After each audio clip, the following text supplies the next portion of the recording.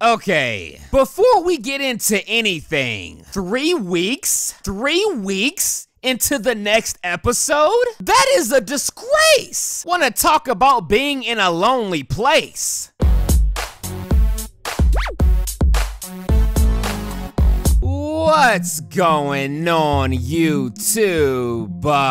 So I know I'm not alone when I say this, that the biggest takeaway from this episode for me was when I found out that the next episode was not until several weeks from now. And you know what's really ironic about that? Is that I just got done praising this show for not having gigantic gaps in between episodes, like another show of mine used to do. I just got done praising this show for having a very normal week-to-week schedule. And this is how you repay me. Now, I would like to think that this is just like a, a rare occurrence, and I'm pretty sure that it is. So I'm not gonna harp on it too much, but still though, you can't do this to me. I rely on your show as a big part of my life. And as sad as that may be, it's the truth. And you can't keep doing this to me. I crave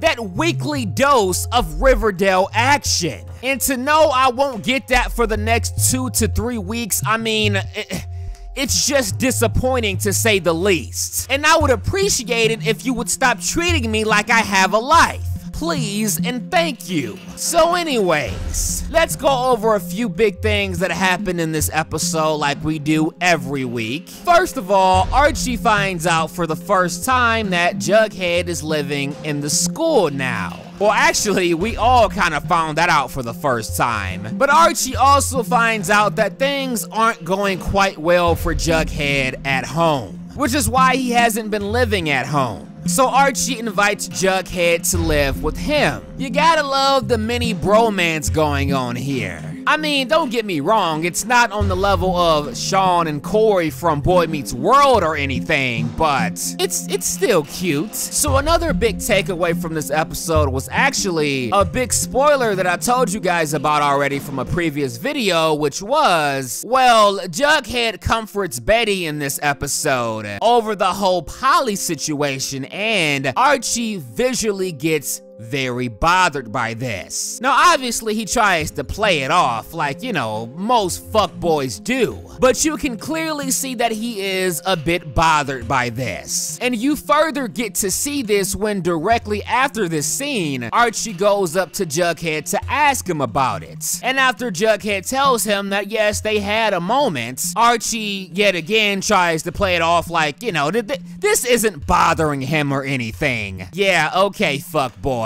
Whatever you say. I told you guys that this was rumored to happen, that Archie wasn't gonna show signs of really caring in that way until another boy stepped into the mix. And that is exactly what is happening. If this is gonna be like the segue to how Barchi happens, I mean, I don't know if I can get behind that. We'll see. But Jughead wasn't the only one to tell his best friend about what was going on. Betty also tells Veronica about Jughead being there for her, and Veronica approves her and Jughead being together if that is indeed what Betty wants. Well, I mean, if V is gonna approve it, then why shouldn't I? I mean, I do respect V's opinion on things, and if it means that Varchi has a better chance of happening, then I mean, hey, we all get a little bit something out of this. So Cheryl thinks that Polly is the killer because she escaped on the same day that the car was torched. And they're really starting to push the whole Polly may be the killer storyline right now. But don't fall for it. She's not the killer. At least I really don't think so. And according to the rumors, also, she's not. And if I do end up being wrong, then hey, I will gladly take that egg on my face. But I don't think that she is. And also another really big takeaway from this episode is, of course, Bughead kisses yet again. And for the second straight time, the kiss felt very rushed and just not a lot of passion behind it. And despite Betty's lips being on Jughead's, her mind was clearly in another place entirely, just like the first kiss. Now, don't get me wrong, this is understandable with everything going on, yes, but nonetheless, that still makes the second straight kiss that they've had seem forced and out of place to me. I mean, this is the kind of kiss that you can get away with a relationship that's already well established. But we're talking about the first and second kiss to ever take place between these two. Therefore, it's harder to just look over as a non-issue.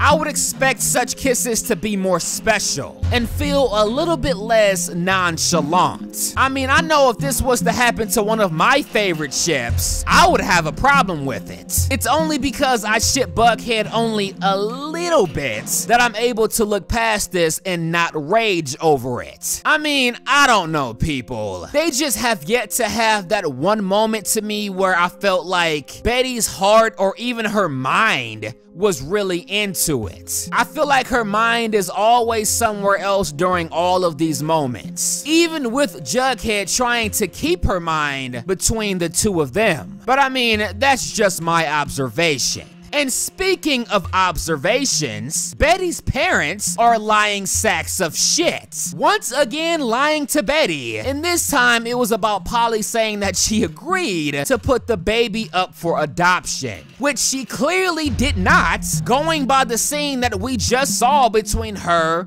and Betty. Jesus fucking Christ. At this point, I don't care if her parents are the killer or not. I don't like them. I don't like compulsive liars, which is exactly what Betty's parents are. So Jughead's dad is back working for Archie's dad, trying to get on his feet again and trying to win back Jughead's respect. You know, I kind of have a soft spot in my heart when it comes to characters and deadbeat fathers. Not to bring up Sean again from Boy Meets World, but that's one of the reasons I connected with his character so much. And that's kind of what Jughead reminds me of a little bit. And despite his father being a serpent, I am rooting for him to one day get back on his feet again, and for him and Jughead to kind of rekindle their relationship. So after finding out that Polly is pregnant, now the Blossoms are all of a sudden in full support of Polly and the baby. Or at least Cheryl is. But Cheryl isn't quite buying that her parents are on the same page, which is why that she warns Polly and Betty later on in the episode that her parents want Polly out of the picture. Out of the picture, how exactly? This line really got me thinking on what the next mystery on this show just might be.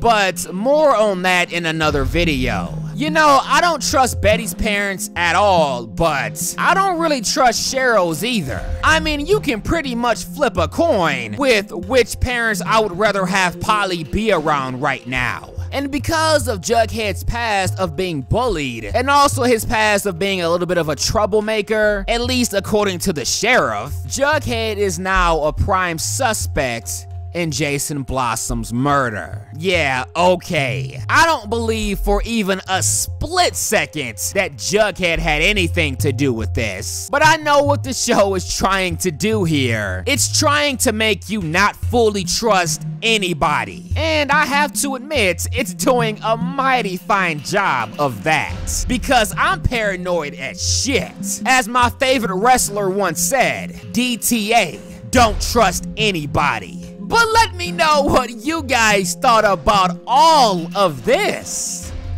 in the comment section below. What were some of your biggest takeaways from this episode? And are you 100% behind any ship on the show yet? Let me know. But I'm done talking. If you guys enjoyed this video, you know what to do. But as always, until next time.